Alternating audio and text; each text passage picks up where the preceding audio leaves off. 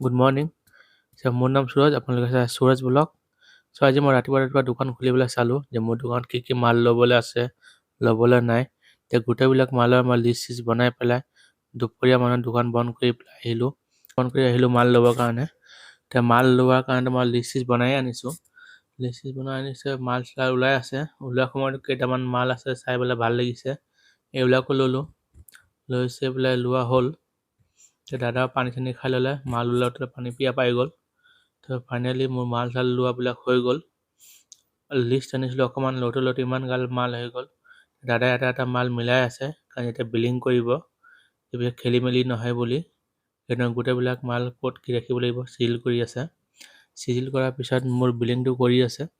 Billing কৰাৰ সময়ত আধাখিনি মাল মোৰ দোকান বাহিৰত ৰাখি দিছে বিলিং কৰি পেলাই, তেনেকৈ খেলি মেলি লাগি যাব। ফাইনেলি বিলিং কৰা হৈ গ'ল। মালটো মই দোকানত লৈ আহিলোঁ।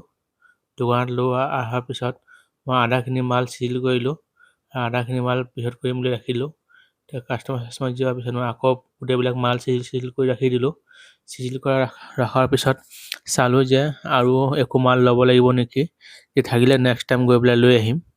গোটেইবিলাক মাল চাল লগোৱাৰ পিছত